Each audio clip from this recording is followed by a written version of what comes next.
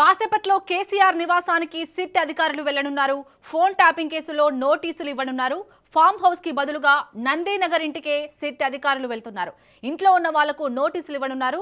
కేసీఆర్ ఇంటి దగ్గరే విచారిస్తారా లేక పిఎస్ కి రావాలంటారా కేసీఆర్ ని అనే దానిపై కాసేపట్లో పూర్తి క్లారిటీ రానుంది.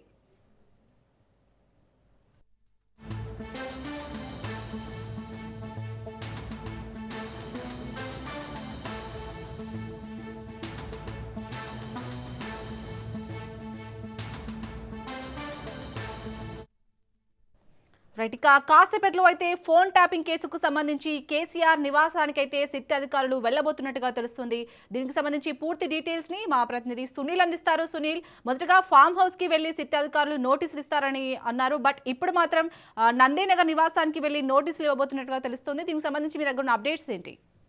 ఎస్ శాలిని, మొత్తం మీద తెలంగాణ రాష్ట్ర వ్యాప్తంగా తీవ్ర రాజకీయ దుమారం రేపుతున్నటువంటి ఫోన్ ట్యాపింగ్ వ్యవహారంలో సిట్ అధికారులు మరింత దూకుడు పెంచారని చెప్పవచ్చు. ఇప్పటివరకు దాదాపు అటు మాజీ మంత్రులు అటు కేటీఆర్కు, హరీష్ రావు, మరోవైపు మాజీ ఎంపీగా ఉన్నటువంటి సంతోష్ రావుకు నోటీసులు ఇచ్చి విచారించినటువంటి సిట్ అధికారులు ఇప్పుడు గులాబీ బాస్ అదేవిధంగా బీఆర్ఎస్ అధినేత మాజీ ముఖ్యమంత్రి కేసీఆర్కి సైతము సిట్ అధికారులు నోటీసులు ఇచ్చి విచారించాలని భావిస్తున్నారు. ఇప్పటికే 160 సిఆర్పిసి నోటీసులు ఇచ్చి విచారించి వారి యొక్క స్టేట్మెంట్ నమోదు చేసుకున్నటువంటి సిట్ అధికారులు తాజాగా ఈ కేసులో కీలక రోల్ పోషిస్తున్నారని ఆరోపణలు వినబడుతున్నటువంటి అధినేత బీఆర్ఎస్ అధినేత మాజీ ముఖ్యమంత్రి కేసీఆర్ ని విచారించి పూర్తిగా కేసీఆర్ నివాసానికి మనకు సిట్ అధికారులు చేరినట్టుగా తెలుస్తుంది. సో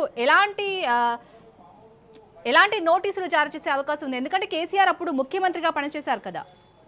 ఎస్, ప్రస్తుతం కొద్దిసేపు క్రితమే సిట్ అధికారులు నందీనగర్లో ఉన్నటువంటి కేసీఆర్ నివాసానికి వెళ్తారని భావించారు. మరోవైపు ఒక టీం అక్కడికి అంటే ఫామ్ హౌస్ కూడా వెళ్ళినట్టు కూడా సమాచారం.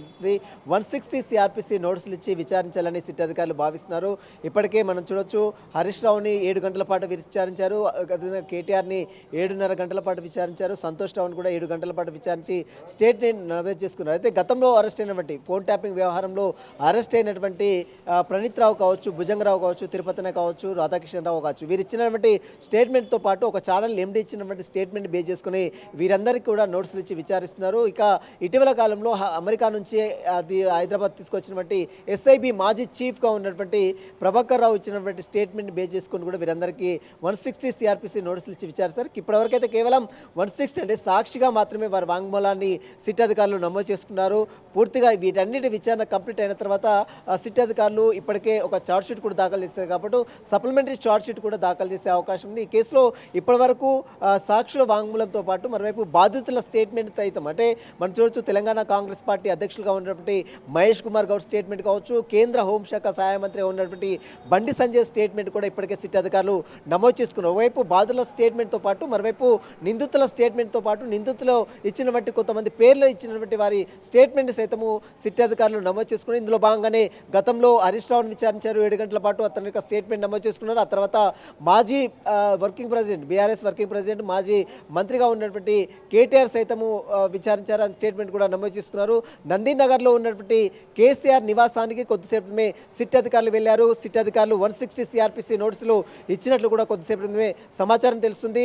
రేపు ఉదయం 11 గంటలకు సిట్ కార్యాలయం జూబ్లీహిల్స్ పోలీస్ స్టేషన్లో ఏర్పాటు చేసినటువంటి సిట్ కార్యాలయం ముందు కేసీఆర్ హాజరు కావాలంటూ కూడా ఇప్పటికే నందీనగర్ నివాసానికి వెళ్లి సిట్ అధికారులు నోటీసులు అంటించినట్టు కూడా కొంత సమాచారం తెలుస్తుంది. కాబట్టి మరి కాసేపులోనే దీనికి సంబంధించినటువంటి విషయాలపై కూడా పూర్తి క్లారిటీ రావాల్సి ఉంది. ఎందుకంటే ఇప్పటికే కేసీఆర్ ఫామ్ హౌస్లో ఉన్నాడు కాబట్టి రేపు విచారణకు వస్తారా లేదా మరికొంత సమయం కోరుతారా లేదా ఫామ్ హౌస్కి పిలిపించి అక్కడ విచారిస్తారా అనేది కూడా చూడాల్సి చెప్పవచ్చు. ప్రస్తుతం అయితే రేపు ఉదయం 11 గంటలకు కేసీఆర్ మాజీ ముఖ్యమంత్రి కేసీఆర్ సిట్ అధికారులు జూబ్లీహిల్స్ పోలీస్ స్టేషన్లో ఏర్పాటు చేసినటువంటి సిట్ కార్యాలయం ముందు విచారణకు హాజరు కావాలంటూ కూడా సిట్ అధికారులు నోటీసులు సర్వ్ చేశారు. మరి ఈ సిట్ అధికారులు ఇచ్చిన నోటీసులకు మరి మాజీ ముఖ్యమంత్రి కేసీఆర్ మరి ఎలాంటి రిప్లై ఇస్తాడు? ఎందుకంటే ఈ కేసులో మొదటి నుంచి కూడా బీఆర్ఎస్ అధినేత చెప్పడం వల్ల అంటే అప్పట్లో ఉన్నటువంటి ముఖ్యమంత్రి చెప్పడం వల్లనే ఫోన్ ట్యాపింగ్ చేశామని ఏదైతే నిందితులు ఇచ్చినటువంటి స్టేట్మెంట్ బేస్ చేసుకొని ఈరోజు 160 సిఆర్పిసి నోటీసులు సర్వ్ చేశారు. కాబట్టి మరి కేసీఆర్ మాజీ ముఖ్యమంత్రి బీఆర్ఎస్ అధినేతగా ఉన్నటువంటి కేసీఆర్ దీనిపై ఏ విధంగా స్పందిస్తాడు? మరి నోటీసులకు న్యాయస్థానాలను ఆశ్రయిస్తారా లేదా సిట్ విచారణకు వస్తారా లేదా అన్నది కూడా మరి కాసేపునే ఒక క్లారిటీ కూడా వచ్చే అవకాశం. ప్రస్తుతం ఏదైతే నందీనగర్ నివాసానికి సిట్ అధికారులు వెళ్ళారు. సిట్ అధికారులు వెళ్ళి నందీనగర్లో ఉన్నటువంటి కేసీఆర్ నివాసానికి నోటీసులు అంటించారు. 160 సిఆర్పిసి నోటీసుల ప్రకారము రేపు ఉదయం 11 గంటలకు జూబ్లీహిల్స్ పోలీస్ స్టేషన్లో ఏర్పాటు చేసినటువంటి సిట్ అధికారుల ముందు విచారణకు హాజరు కావాలంటూ కూడా ఇప్పటికే సిట్ అధికారుల నోటీసులో చాలా స్పష్టంగా పేర్కొన్నటువంటి పరిస్థితి కనబడుతుంది. కాబట్టి ఇప్పటికే గతంలో విచారించినటువంటి హరీష్ రావుని ఏదైతే తరహాలో విచారించారో 160 సిఆర్పిసి నోటీసులు ఇచ్చి, అదే తరహాలో కేటీఆర్ని ఏ తరహాలో విచారించారో, సంతోష్ రావుని ఏ తరహాలో విచారించారో, అదే తరహాలో ఈరోజు వారిచ్చినటువంటి స్టేట్మెంట్ని బేస్ చేసుకొని ఈరోజు కేసీఆర్ని సైతం అదే తరహాలో విచారించే అవకాశం. ఎందుకంటే వీటన్నిటి కూడా అప్పుడు ముఖ్యమంత్రిగా పనిచేసినటువంటి దాదాపు 10 సంవత్సరాల పాటు పనిచేసినటువంటి వ్యక్తి ఆర్డర్స్ లేనిదే ఏ తరహాలో ఈ ఫోన్ ట్యాపింగ్ వ్యవహారం అనేది నడవదని అధికారులు చెప్తున్న నేపథ్యంలో ముఖ్యమంత్రికి అదేవిధంగా రాజకీయ నేతలకు ఎలాంటి ప్రమేయం ఉండదు. ఇదంతా కూడా బ్యూరోక్రాట్స్ చూసుకుంటారు. అదేవిధంగా ఎస్ఐబి ఉంటుంది, దానికి ఒక సిఎస్ఎల్ అధికారులు ఉంటారు, డీజీపీ ఉంటారు, హోమ్ ప్రిన్సిపల్ సెక్రటరీ ఉంటారు. వారు చూసుకున్నటువంటి పనులు అది రాజకీయ నేతలకు అంటగట్టడం ఇది కరెక్ట్ కాదు. ఇదంతా కూడా రాజకీయ కక్ష సాధింపు చర్యలో భాగంగానే ఈ రకంగా పోలీసులు సిట్ అధికారులు నోటీసులు ఇచ్చి రాష్ట్ర ప్రభుత్వము కావాలనే తమను ఇరికించే ప్రయత్నం, ఈ కేసులో ఇరికించే ప్రయత్నం చేస్తుంది. మున్సిపల్ ఎన్నికలకు సమీపిస్తున్న నేపథ్యంలో ఇప్పుడు ఈ కేసుని తెర మీదకి తీసుకొచ్చి డైవర్స్ పాలిటిషన్ చేస్తుంది అనేది అటు హరీష్ రావు కావచ్చు, అదేవిధంగా కేటీఆర్ చెప్తున్న వర్షన్. మరి దీనిపై మాజీ ముఖ్యమంత్రి బీఆర్ఎస్ అధినేత కేసీఆర్ ఏ విధంగా స్పందిస్తారు? దీనిపై నోటీసులకు సంబంధించిన ఇప్పటికే నందినగర్ నివాసానికి వెళ్ళి నోటీసులు ఇచ్చారు కాబట్టి 160 సిఆర్పిసి నోటీసులు ఇచ్చారు కాబట్టి దానికి సంబంధించిన విషయంలో ఇప్పటివరకు అయితే కేసీఆర్ అయితే ఎక్కడ కూడా స్పందించలేదు. కాబట్టి ఈ మధ్యాహ్నం వరకు రేపు విచారణకు వస్తారా లేదా మరి న్యాయ నిపుణుల సలహాలు తీసుకున్న తర్వాత, లీగల్ ఒపీనియన్ తీసుకున్న తర్వాత దీనిపై ఏ విధంగా ముందుకెళ్తారనేది కూడా ఒక క్లారిటీ అయితే రావాల్సిన అవసరం ఉంది. ప్రస్తుతం అయితే సిట్ అధికారులు నందీనగర్లో ఉన్నటువంటి కేసీఆర్ నివాసానికి వెళ్ళి సిట్ అధికారులు 160 సిఆర్పిసి నోటీసులు కేసీఆర్కి సర్వ్ చేశారు.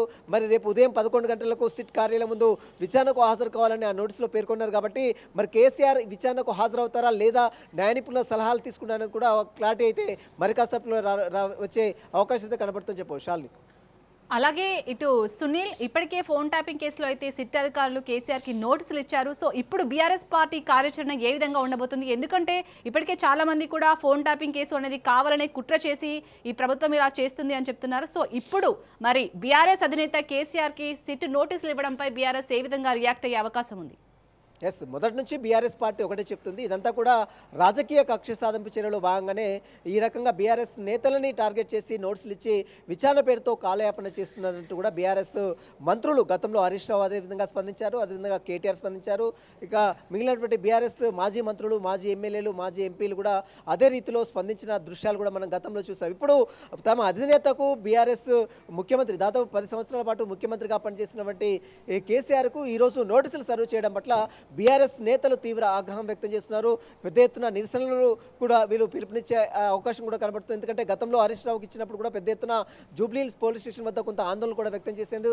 ఎక్కడికక్కడ బీఆర్ఎస్ శ్రేణులందరూ కూడా అరెస్ట్ చేశారు, హౌస్ అరెస్టులు చేశారు. వారందరూ పోలీస్ స్టేషన్కి వచ్చినటువంటి వారందరూ కూడా నిరసనలు వ్యక్తం చేస్తున్న వారందరూ కూడా పోలీసులు ఎక్కడెక్కడ అరెస్ట్ చేసి భారీగా పోలీసులు మోహరించి వారిని అందరూ కూడా కట్టడి చేసే ప్రయత్నం గతంలో చేశారు. ఆ తర్వాత కేటీఆర్ వచ్చినప్పుడు కూడా ఇదే రీతిలో జరిగింది. ఆ తర్వాత సంతోష్ వచ్చినప్పుడు కూడా ఇదే రీతిలో జరిగింది. కానీ ఇదంతా కూడా రాజకీయ కక్ష సాధింపు చర్యలో భాగంగానే ఈ రకం రాజకీయ కక్ష చేస్తుంది అనేది బీఆర్ఎస్ నేతలు చెప్తున్నారు. మరి ఈరోజు తమ అధినేతకు, అది కూడా 10 సంవత్సరాల పాటు ముఖ్యమంత్రిగా పనిచేసినటువంటి కేసీఆర్కు ఈరోజు ఫోన్ ట్యాపింగ్ వ్యవహారంలో 160 సిఆర్పిసి నోటీసులు ఇవ్వడం పట్ల అటు బీఆర్ఎస్ నేతలు, బీఆర్ఎస్ మాజీ మంత్రులు, బీఆర్ఎస్ మాజీ ఎంపీలు, మాజీ ఎమ్మెల్సీలు, మాజీ ఎమ్మెల్యేలు కూడా తీవ్ర ఆగ్రహం వ్యక్తం చేస్తున్నారు. ప్రభుత్వ తీరుపై తీవ్రంగా మండిపడుతున్నటువంటి పరిస్థితి కనబడుతుంది. కాబట్టి మరి చూడాలి, ఈ కేసులో కేసీఆర్ ఖచ్చితంగా విచారణకు హాజరవుతారా లేదా ఏదైతే చట్టాలను గౌరవించి తమ విచారణకు వస్తామని గతంలో హరీష్ రావు చెప్పారు, కేటీఆర్ చెప్పారు, సంతోష్ కూడా చెప్పారు. కాబట్టి ఇప్పుడు అధినేత బీఆర్ఎస్ అధినేత 10 సంవత్సరాల పాటు